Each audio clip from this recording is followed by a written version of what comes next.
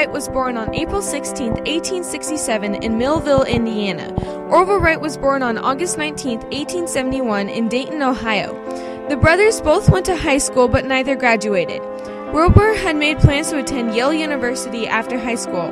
However, in the winter of 1885, an accident changed the course of Wilbur's life. He was badly injured in an ice hockey game when another player's stick hit him in the face. Though most of his injuries healed, the incident plunged Wilbur into a deep depression. He did not receive his high school diploma, canceled plans for college, and retreated to his family's home. Orville thought that high school was not challenging, so he dropped out in the 11th grade and started his own printing business in 1886. Our story begins 10 years later in 1896 when the brothers opened their bicycle shop. They started to sell their bicycle designs and became fascinated with the idea of flight. Extra, extra, read all about it. German aviator Otto Lilienthal died in a glider crash on August 9th. Good day. Hello, sir. Would you like a paper? German aviator Otto Lilienthal died in a glider crash on August 9th. He died? That's right, sir. He fell 250 meters from his glider. The papers are 5 cents apiece today. We will take one paper, please. Here you go, sir. Thank you. Have you ever thought of the possibility of flight? I have. Could you imagine the sensation of flying? Good day, Charlie. I don't understand why people doubt the idea. If birds can fly for long periods of time, then why can I? You can. All we need are good designs and the resources to build these flying machines. Our bicycle shop can fund our research. Good idea, brother. To start our research, we need to focus on flight patterns. I have split the concept into 3 pieces: wings that can lift your weight and the machine's weight off the ground, and a power plant that will propel it through the air, and a way to control the machine in the air. Isn't it astonishing that all these secrets have been preserved for so many years just so we could discover them? I'm sorry. I believe we should focus on finding the aerodynamics of a kite before we start this research. Have you ever observed that birds angle their wings for balance and control? Maybe if we develop a concept in which the wings of the aircraft could angle to the left and then go left, we should have it the same for the other side. Yes, when the aircraft's wings are angled one way, by theory, the wind should support the wing and push the aircraft in that direction. I know this concept of control will be the hardest to invent. This is very true, Orville. This aircraft should be controlled by a pilot. Agreed. We will need somewhere that has good, strong winds to test our gliders and kites. How about we go to Kitty Hawk, North Carolina?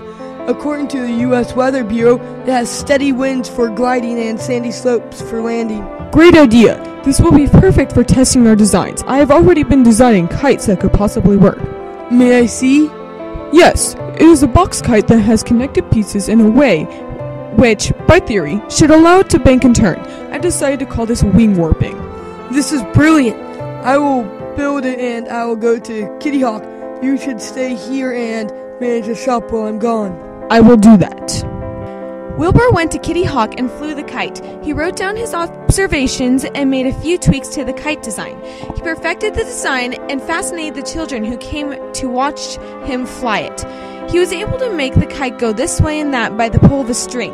Wilbur returned to Dayton, Ohio and started working on a new glider that he and Orville designed. Now that we have our first glider design, we need to make a trip to Kitty Hawk. There is a train to Kitty Hawk that leaves tomorrow morning. Then we shall leave in the morning. 2 tickets to Kitty Hawk, please. You are just in time, sir. The train arrives here shortly. Here you go, sir. Thank you. I'm really confident with this new design. I can't wait until I can be up in the air for hours. I also hope it works. Train arrives in 2 minutes. Is that our train? Indeed it is. Pick up your bags, Orville. We need to get to the train platform. Tickets, please. Thank you, sir. Wilbur and Orville made 4 trips to Kitty Hawk over the span of 3 years to test their gliders. The first glider did not carry a man, so the brothers used it as a kite to see if the control mechanism worked. The second glider was constructed in 1901. It had much bigger wings, which according to their calculations would fix the lift problem. It could carry Orville on short hops down the dunes, but nothing like they had predicted. The glider had a flaw in the control system. When Orville was flying, it slipped sideways during a turn, causing him to lose control of the glider. He fell and cracked his forehead open. Wilbur started to believe that a man would not fly for another 50 years, and the brothers went home early. Orville built a wind tunnel back in Dayton, Ohio, and tested wing shapes to see which one produced the greatest lift. This gave them the ability to produce reliable aerodynamic data. The brothers returned back to Kitty Hawk in August of 1902 with another glider. The glider worked better, but every so often, the glider would still slip sideways during a turn and spin off control. The fixed tail rudder didn't work. The Wright brothers came up with the solution to this problem and hinged the tail rudder to the wing warping mechanism. The glider finally flew through the air with control. Wilbur successfully flew over 600 feet.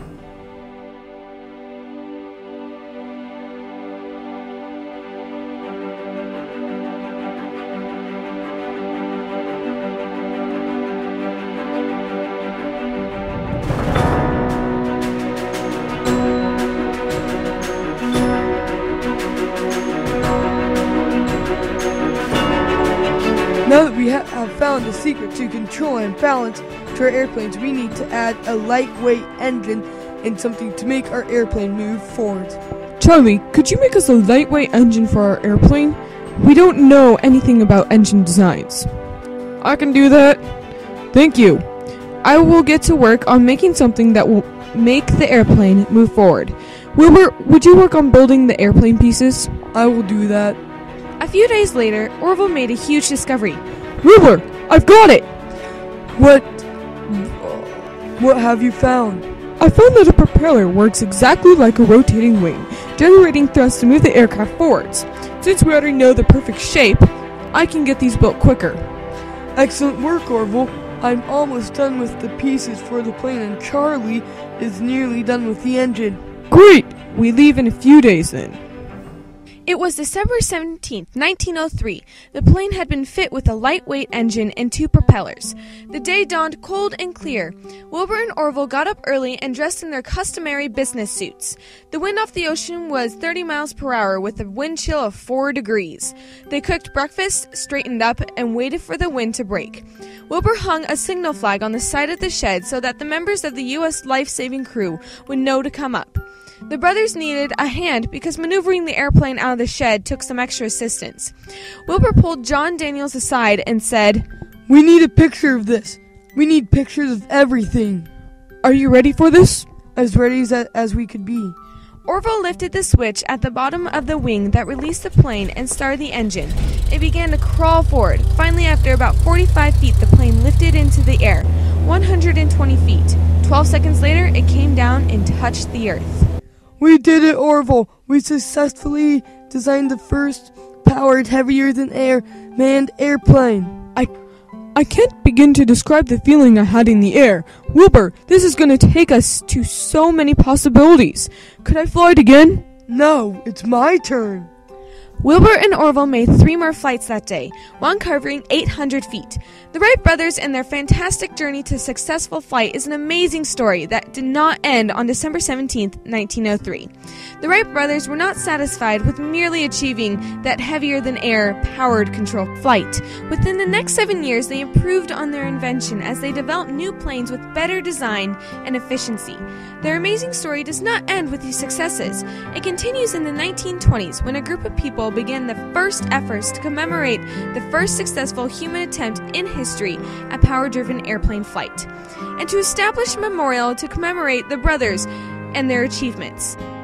Their efforts eventually resulted in the Wright Brothers National Memorial, located in Kill Devil Hills, North Carolina, where over 500,000 people a year come to honor these men and their legacy.